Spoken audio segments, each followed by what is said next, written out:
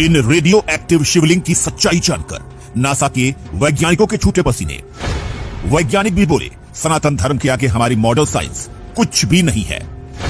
इन 5 अद्भुत मंदिरों में मौजूद है 5 मूलभूत तत्वों के सबसे बड़े सबूत। ये 5 शिवलिंग करते हैं प्रकृति के पंच तत्व को रिप्रेजेंट। न थी कोई सैटेलाइट और न ही कोई हवाई जहाज, फिर भी भारत के ये 5 शिवलिंग हजारों किलोमीटर दूर होने के बावजूद भी मौजूद है एक सीधी रेखा में। दोस्तों, क्या आपको पता है कि भारत में ऐसे शिवलिंग हैं जिनकी जब वैज्ञानिकों द्वारा जांच की गई तो वो रेडियो एक्टिव निकले।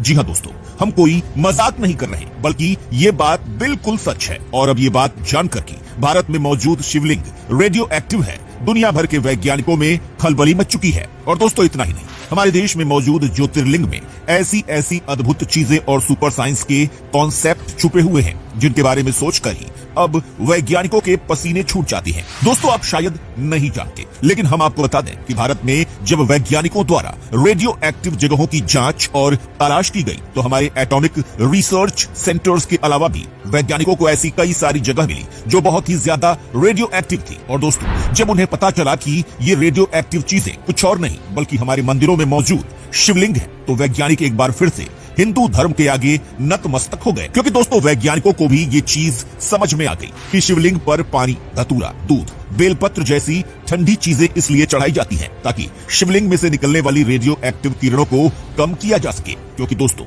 आप अच्छे से जानते हैं कि महादेव जगत के संहारक के नाम से जाने जाते हैं, और जब भगवान शिव की तीसरी आंख खुलती है तो पूरी दुनिया में खलबली मच जाती है। और दोस्तों, यही वजह है कि जब शिवलिंग पर पानी चढ़ाया जाता है तो उसे नदी में मिला दिया जाता है। क्योंकि दोस्तों, रेडियो एक्टिव शिवलिंग पर चढ़ाया गया यह पानी नदी में मिलने के बाद औषधि का काम करता है। और दोस्तों, इस पानी के द्वारा ही वनस्पति और बाकी जीवों को ताकत मिलती है। और दोस्तों, इतना ही नहीं, बल्कि जब वैज्ञानिकों ने हमारे ज्योतिर्लिंग की जांच की तो उन्हें एक और भी चौंकाने वाली बात का पता चला।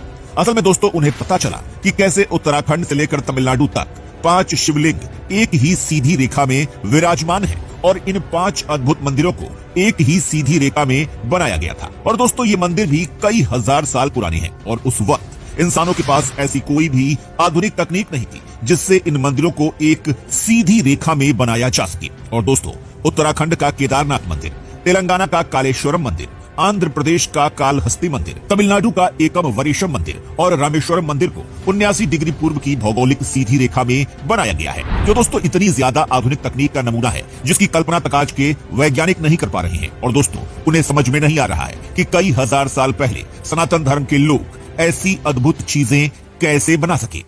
साथ ही दोस्तों, वैज्ञानिकों को यह भी पता चला है कि इन 5 मंदिरों में मौजूद 5 शिवलिंग अपने आप में 5 मूलभूत तत्वों को प्रस्तुत करते हैं। जी हां दोस्तों, वो 5 मूलभूत तत्व पानी, अग्नि, पृथ्वी, आकाश और वायु, जिससे ये पूरी की पूरी दुनिया बनी हुई है। असल में दोस्तों, यहाँ मौजूद 5 मूलभूत तत्वों को दिखाते हैं। और दोस्तों, सनातन धर्म में मौजूद इस वैज्ञानिकता को देखकर अब नासा तक के वैज्ञानिकों के होश उड़ चुके हैं। और दोस्तों, वैज्ञानिक तो अब सनातन धर्म को विज्ञान का सबसे बड़ा धर्म भी कहने लग चुके हैं।